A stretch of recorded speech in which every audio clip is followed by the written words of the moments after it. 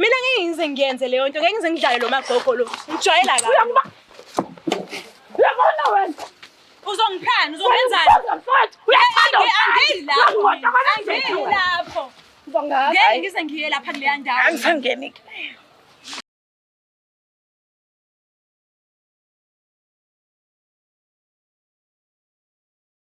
Asibingelele babukeli bayi Black Life TV igama uNhlanhla Misimamelo wakaZondi sisendaweni yasemlazi namhlanje kaAA sibhekane ngqo nistezi lapha yana kaPhungula lapha yana kwama slow jams nakho sisemumva kwase power station asifuni kube ngathi abantu njalo mesenza lolu hlelo kube ngathi siyayibhalela but ke izinkinga zomndeni season 2 lana ke esikhona njengamanje sibhalela usisi ethu uzosichazela kabanzi ngayo inkinga yakhe ukuthi kahle kahle ngabe yini emdlayo namhlanje asike singene ngaphakathi sizwe ukuthi ngaba yini ke afisa ukuthi simsize ngayo.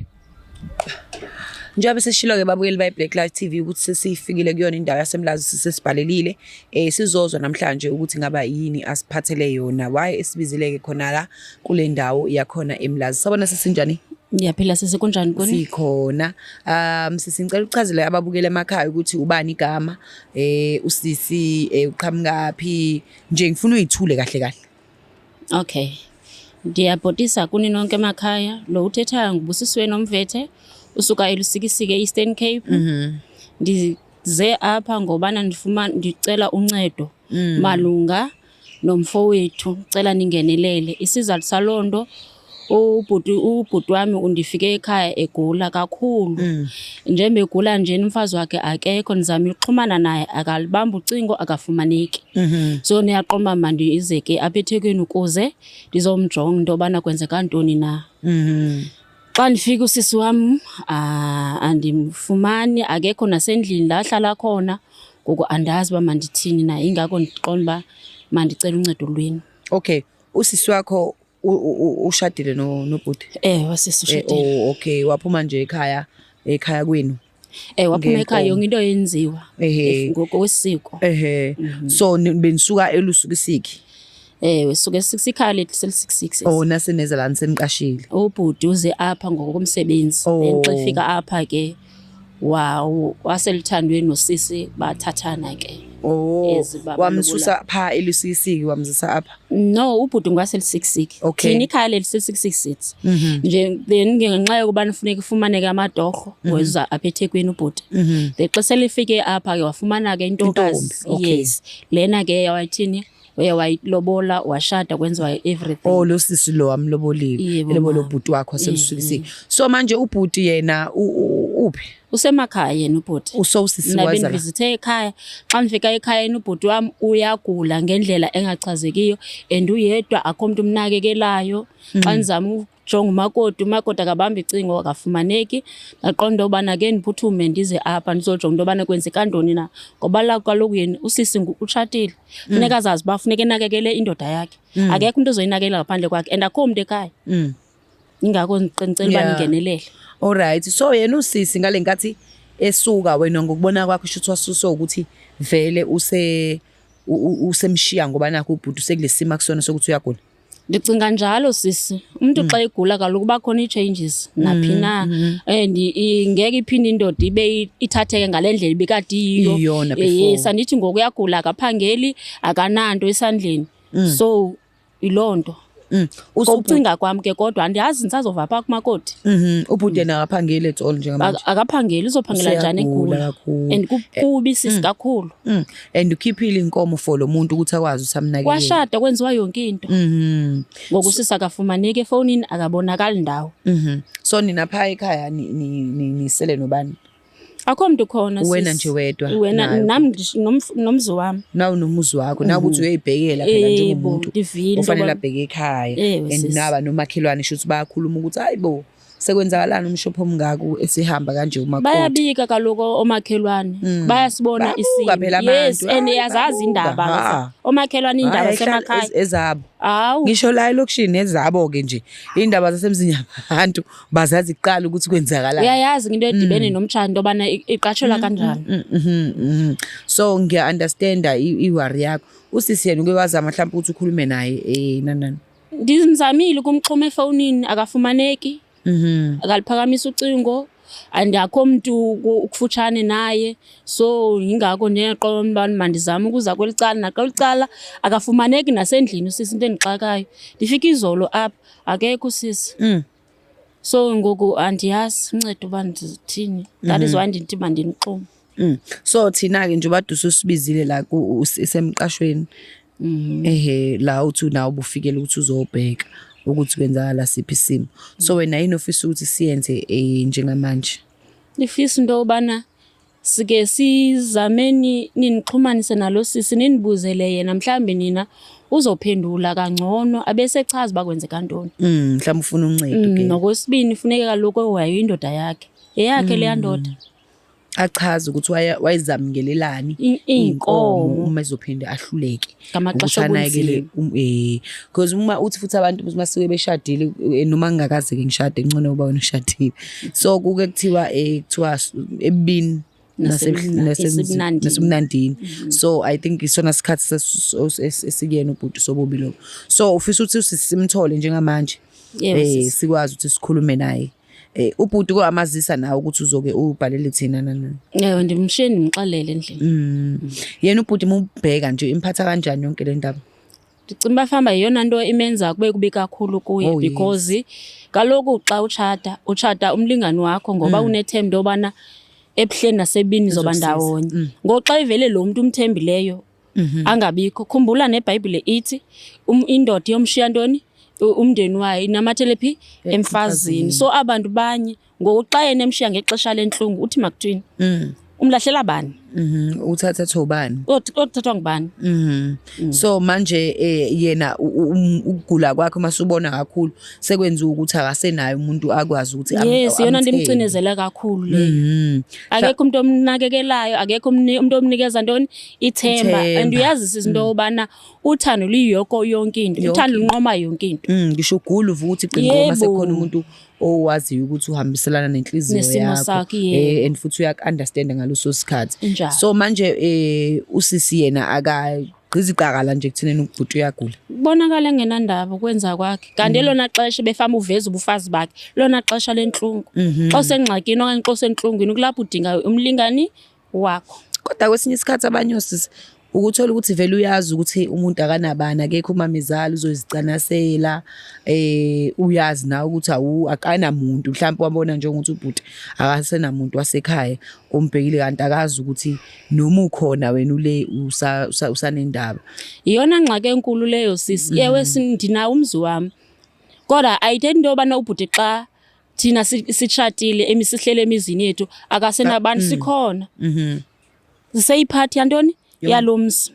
Kumele ke sithathe igxathu ukuze ufowethu ancedakala and yena usisi makacacise makaphuhlise ukuze kwazeke manje ukuthi ubhuti ume ukuthi useyedwa abe yedwa ngoba abanye abantu futhi besifazane banenkinga ukuthi umuntu alinde umuntu mhlawumbe ugcine sesweleka mase ezoclaim ukuthi hayi phela mina besishadile. Iyona nto ke sezofuna konke ke manje. Yayibona usezofuna konke. Besebenza kakuhle kakhulu. Yabona ke. And xa unokwenzeka yonke into mntakabawo.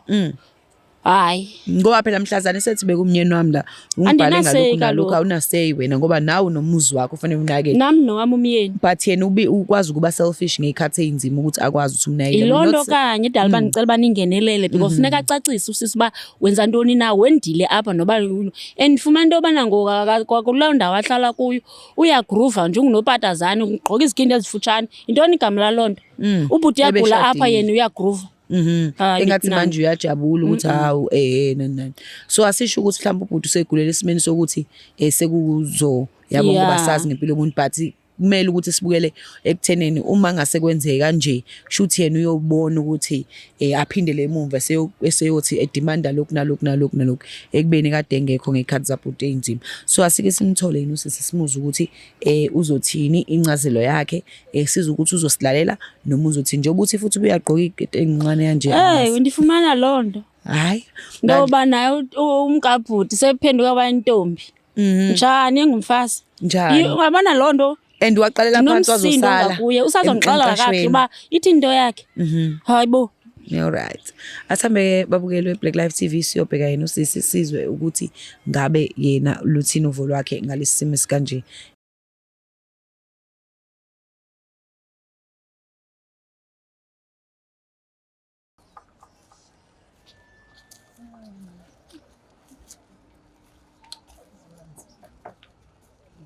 Kulapha ke apha kuhlala khona nosisi.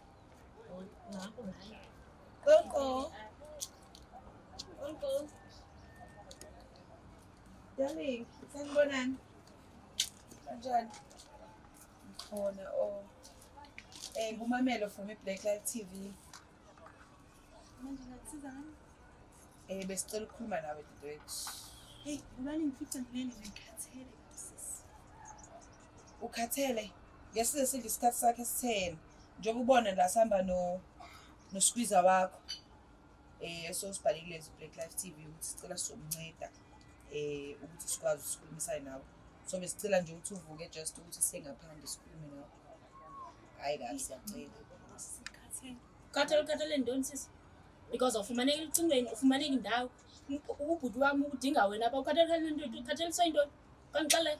Lalela ngithenga ngiphumeli mina la ngaphandle. Wesisi, ngicela usincede. Uma ukuthi angizazi ukuthi ngifunani, futhi nginenzo. Siyazazi sifuna wena. Mina ngindawo. Ngoba ngithenga ngeke ngiphume la. Sisi ngizelana ngibandinga isizwe. Ngale nje ukuthi sisenze benzima sisicela nje ukuthi singaphandle sikwazi ukusikhuluma. Njengoba sisesukelela usikisiki beza la. Mhlawumbe Emlazi. Ngiyabona njengoba ngilele ngaphansi. Ngikhathele. Ngifika manje. Yeyiva Kufanele ngale nto ngiyoxoxa indaba engingazazi ukuthi Bathu bazomuntu ufika kanjani ngalesikhathi? Yeyiva. Uyazihlaza umuntu. Makoti uyazihlaza sisi. Makoti umuntu. Uyazihlaza sisi. Kunini usihlaza? ngoba mina ngingaphandle. Uzohamba ke sisi. Ngiyeka ngiyindawo. Sinikeza incaza. Hayi sisikwani ngathi kunuka nanotshwala la endlini ukuze Manje sokwazi. Uyanuka kwayena. Manje Uyanuka. Hayibo.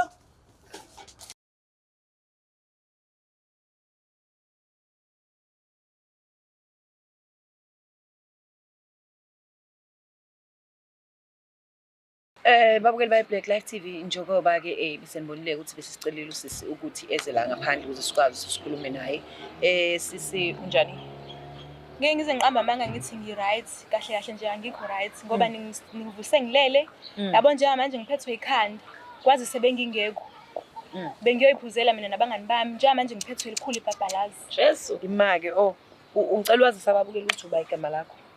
Igama lami nguZinhle Isibongo ngokaMlotsho. Ngihlala khona la eMlazi. Alright. Uhlala la eMlazi seKhala sificeko noma? Ngihlala ngala ka-M. La uhleli khona ke? Isemqashweni wami la. Wakho. Alright. Uhlala wedwa umqashini wakho? Yebo ngihlala ngedwa. Kanjani sithi? Awumqoshi wakho nomyeni wakho ubhuti wami. Phela wena umfazi wakwaNomvethe wena. Yazi ngibonile. Iyangithusa kwayilento ukuthi unguZinhle ubiza isibongo sakini. Ulotsholiwe sisi washada. Ushadile wemama. Buka nje necici lakhona. Faka irouge. Ufika ngalesi sikhathi uyadelela. Yini inkinga yakho vele? Yazi ngixakile mangibona Uxakwa yintoni? Lalela ngikutshele wesisi wabantu. Usuka le Eastern Cape. Awusena nenhlonipho. Engabe sequmbu noma abantu. Uzongibangela isicefe la emqashweni wami. Kanjani? Dungisisi wakho nikeza inhlonipho Manje lokho kusho ukuthini? Dungisisi wakho. Kusho ukuthini ukuthi usisi wami? Kumele ungihloniphe futhi ngimdala nakwindoda yakho. Manje lokho kusho ukuthini? Anginayo mina indoda ngikwazi ukuthi ukhuluma ngani. Hawu. Sisi walotolwa wena. Shuthi kuyacaca ukuthi umshado omhlophe. Akanitshela iqiniso. Ngoba uzobuza mina ukuthi ngoba angithi usuka kuyani? Shuthi awulazi iqiniso. Mina nomfowethu mkade sahlukana. Kodwa imali unahlukana kodwa wena usashadile? Cha, sashadile. Inkomo ndiwathiwa phela walotsholwa. Inkomo phela ngazo zisho lutho yebo ngalotsholwa but mina naye sa divorce. Nakwazi ukuthi niyosho. Azange size sisho ingakho ngithi akabatshela iqiniso. Ima ubhuti nje uthe kusisi nisathandana akwazi ukuthi Hayi kushuthi kuyacaca ukuthi uqamba amanga ngoba nakhe segula sekufanele azophipha yimi. Angiyenzi leyo mina. Umhlolo. Hayi ngamanyala. Angiyenzi leyo. Hayi sisi ngamanyala. kanti la sefica khona kaba. Isemqashweni wami. Kanti akusiwa umqasho wabhuti lo. Ngiwazi umqasho wakhe nobhuti. Mhlambe uthema ubheka wathola into yakhe. Cha. Khani benali ixesha lokujonga lo sisi. Sithetshwa. Shuthi bekufanele uqale njengoba uzongijongela la. Kufanele ujonga labo basole Eastern Cape nomfowenu hayi la. Bathuzele phela la. ukuthi akwazi uzokhuluma nawe njengoba nje sikwazile ukuthi yena beze emqashweni kabhuti wakhe. Into Hayi ke ngiyacaca ukuthi ubhuti wakhe akakutshela iqiniso. Ubhuti wakhe ubengangondli. Kuze caca nje Kanjani sisi? lalela ngilalela Kanjani? makhuluma nawe ngilalela Kanjani? umdala lalela ke mama wale. Yesisi. Usisi wakho ubengangondli asebenza imali ayidleni namantombazane. Kuthe nami sengithatha isinqumo sokuthi nami ngiyiphilela impilo yami. Angazi yiphi khona ngizwa kuthiwa le komashi noma into uzuma yini kodwa ngala kunentombazana athandana nayo nje eside isikhathi ngilokho ngibekezela Into oyazi wena ungumfazi. uze yaqala uze uyagula nje Futhi indoda ngenxa asoze yawo ithi lawo ingajoli mantombazane. okanye ingathandani. Manje ngoba nakhe segula sekufanele mina Ayiqali ngawe ngihambele. sisi lento Imake- asekuqaleni. Wena Nodala bethu babethandana emakucaleni. So ke ngokuwena lokho uhluke ngani umshado? Hey ngazongiphambanisa wena. Manje kufanele wenziwe njani ke? Wena sisusho ukuthi Wesisi. njengoba ke kwenzeka yonke into eyenzekalayo ubhuti nihlukane nini divorce nini esegula noma before agula.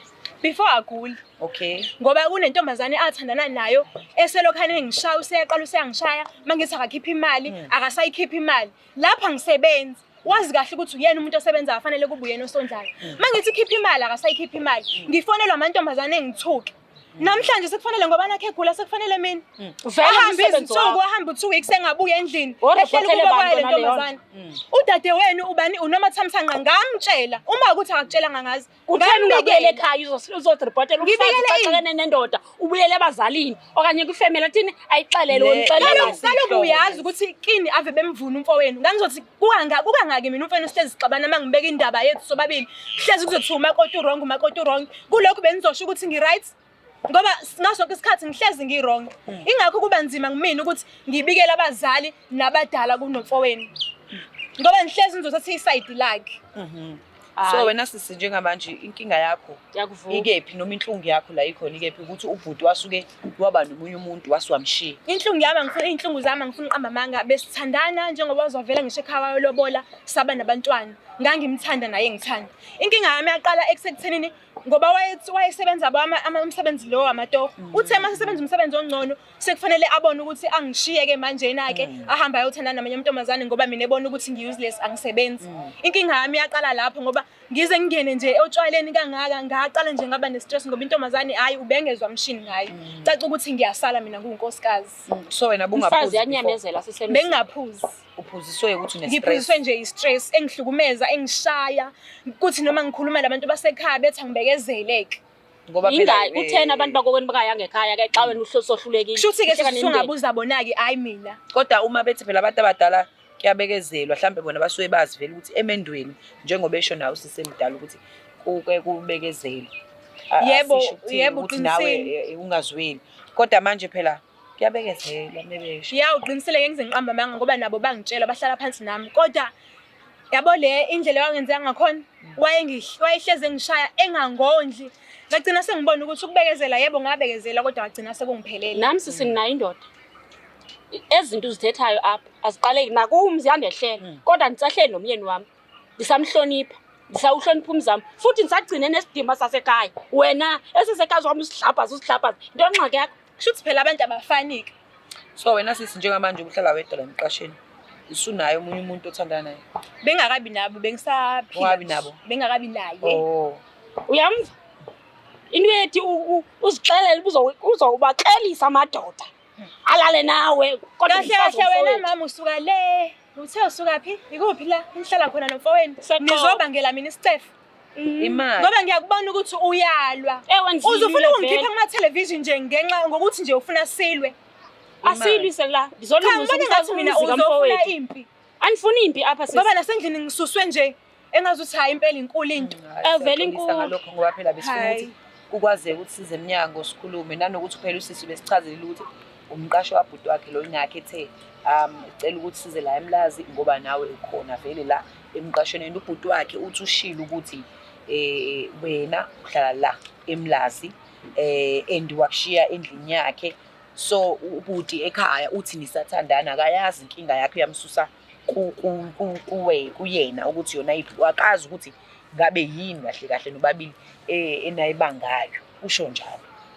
Hayi yena ubeqinisile umethi ngihlala khona la eMlazi ngoba wangishiya khona kodwa nje kuyacaca ukuthi akazange azabatshela abantu bakubo akawutshela ngomndeni wakhe iqiniso mhlambe wabona ukuthi ngoba nakhe segula vele kugcineni kuye kuthiwe masugula umuntu omdinga unkosikazi. Ungihlukumeze kakhulu. Angeke ngize ngiqamba abantu, ungihlukumeze kakhulu. Engangondli nabantwana ngihambe nginana komakhelwane ngihlanganise nayo imali eqolo le kodwa ngibone ukuthi akuhlangani indoda isebenza. Ngibe ngazi kahle ukuthi kwawona lo msebenzi wawuthola sibambisene. Mase utholile manje siyangilaxaza kanjalo. Ngabona nami ukuthi okungcona ngisamncane mina njengoba ungibona. Kumele ngiqhubeke phambili nempilo. Yeah, nawe uma ufisa ukwenza. Mase mina ngiqhubekile ke manje nempilo yena ke useyabona ukuthi seyambhedela, seyagula manje sekufanele mina futhi ngiyomsiza.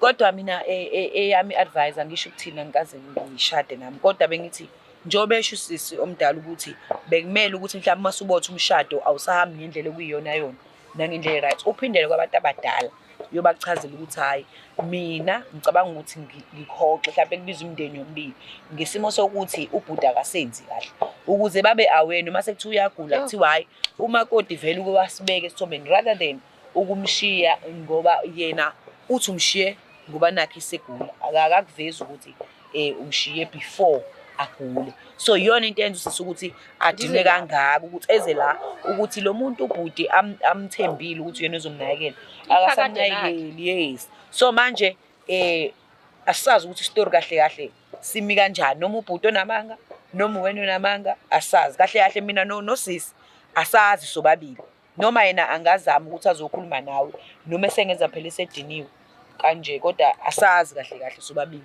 ukuthi manje ubani unamanga. Eyona nto ingixaka kakhulu ke sisi bekufana uba njengoba sazi uba mina ngishadile ngihlala emzini nami uye usisi lo owathini wandixelela ukuze nami ndibone uba ndenza ntoni.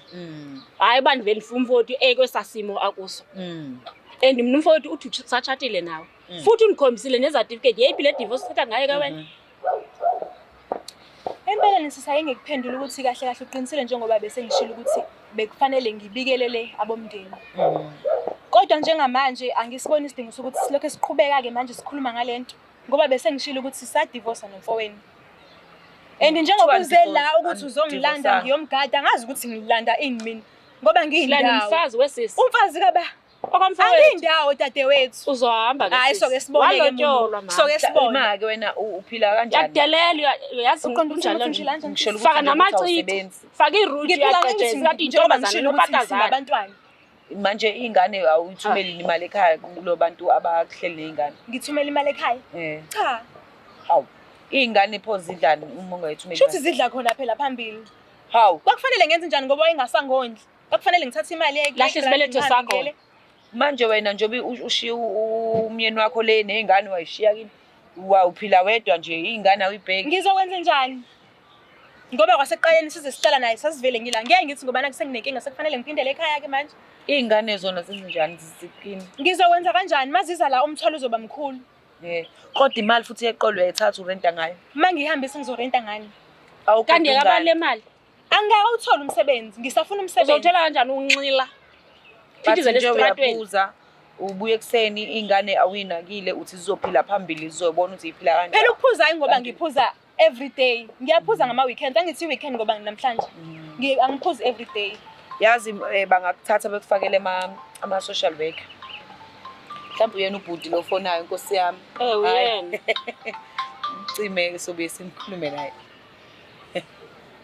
naye. So yambona mfowethu. Uyafonela wena. Angi-understand ukuthi usho kanjani. Yazi mase ngena ama social worker lolu daba lakho ukuthi uhlala la uyaphuza. Nazi nezingane lapha ukuthi leyo mali ingagcina isivaleka. Kona uqinisile. So wena ufuna ukuthi igcine kwenze kanjalo. Kona nje ukukhuluma nabasekhaya kini wagcina nini? Siyeke ke nje abakabhuti. Hayi abasekhaya nginakho ukukhuluma nabo ngoba umndeni wami ukhona la kaKay. Ngiyababona nje bafika nodadewethu bezongivakashela la. Labo ophuza nabo. Hayi sengisho dadewethu ngizalwa nabo. Ngoba nakho ukuphuza njengoba bese ngishilo ukuthi akangasiyona inhloso yami. Ngaphuziswa ukuthi kuqale kube khona inkinga phakathi kwami nomyeni wami agcina sengiphuza. Ngoba nakho ukuthi ngeke ngifise. Kodwa futhi ngibona ukuthi uma ngabe ngingaphuzile ngiba nomcabango ngilokho ngicabanga ubuhlungu engidlule kubona. Ngoba nakho ukuthi ngilaxaza ingane zami hayi ukuthi ngilaxazile kodwa ukuthi ngihlalele mina ngingahlali nazo. akukho mnandi kumina kubuhlungu. Kodwa futhi ngiye ngizibuza umbuzo ukuthi mase ngiyithatha lezi ngane ngizohlala nazo lana ngizophila kanjani zizodlani ngoba as much as ngiyithola leyo mali yazo kodwa mase zila kuzofana nokuthi incane. Kodwa nje ungazondli ngemali yazo ucabanga ukuthi zidlani? Phela ngithi ihlala ekhaya nomzali wami. Uma wami uya-understand uyakwazi ukuthi abanakekele. So wena ubona ukuthi ngelinye ilanga ukulanda ezinye ingane isimo sokuthi noma wakho understand ayikade lezi ngane. U-understand noba walindoda Understand nokuthi uzophuma emendweni uphinde ungene komuntu.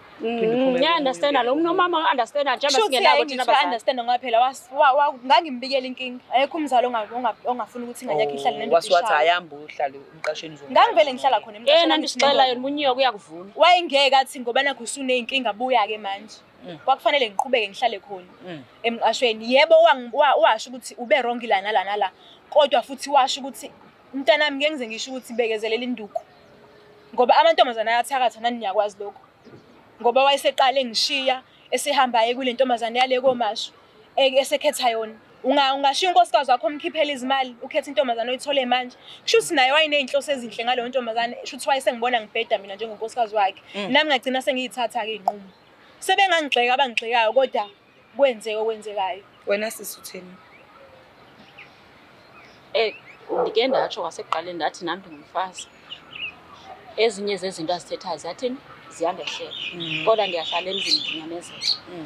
Eyona nto indina kakhulu kusisi into yobana umfowethu uyagula akafumaneki indawo. Ndicela uncedo lweni sendifika apho uyadelela uthetha le nto ayithethayo. Ezinye zazo into azithethayo ziyandothusa because bendithini bendingazazi. Uyambona iphaqaza amehlo nangoku bendingazazi. Bekumele into yobana undinikile ithuba mna nami ndizame ukulungelelela emtshatweni wabo ukuze kubonakala into yobana kwenzeka ntoni na. Hayi bathule. Kwelinye icala ndiyamvela njengomfazi ngoba nami ntoni ndingumfazi kodwa kwelinye icala ndinomsindo ongakuyo ngendlela yenze ngayo because uthi yena i-certificate badivosile umfowethu undikhombisile i-certificate. Into ethu ubhuti wami xa nokusweleka ngoku yena izowathi uhamba uthini oclaima imali izobonakala kanjani ke ngokulonto. Ndixelele makoti uginyamatha ndithetha nawe. Lavele labuya naleli khanda lami. Ngicela ungiphuzise amanzi akho bandla sisi. Ngiyabonga. Azeka bafowethu. Lalela ke sithandwa sami ngikutshela. Uyambona magogo la ajaha ukuthi ngiye khona le imali usikisiki.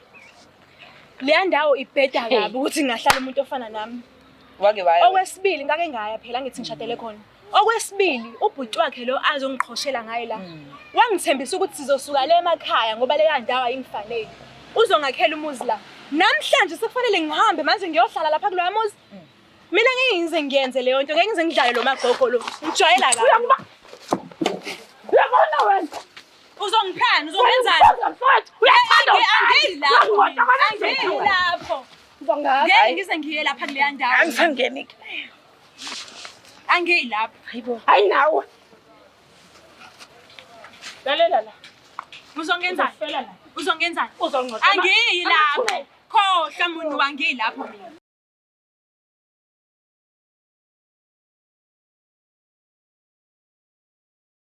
Wena uzizwa unjani? Kubuhlungu. Kubuhlungu umfowethu ekwesasimo akuso. Uyambona umakoti bakanaxesha lami akanaxesha wayo yonke lento. Eyona nto ibuhlungu kakhulu uthi udivosile ne-certificate umfowethu unikhombisile. And usibonile wena. Manje angazi. Ukuthi wenze njani. And nangu ulibele fona njalo. Namanje isakhala ifoni. Yayibona iyakhala ifoni.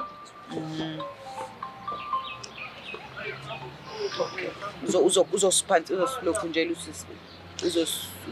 Uzosibambela yona. Ubhuti. Ayi kubuhlungu kakhulu ngoba andazi bafuneke ndithini ke ngoku.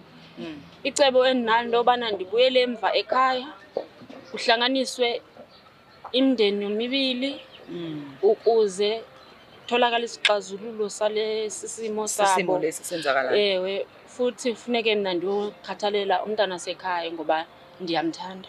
Ndimxabisile kakhulu. Naye umakoti lona sinozathi ndiyalwa naye qha.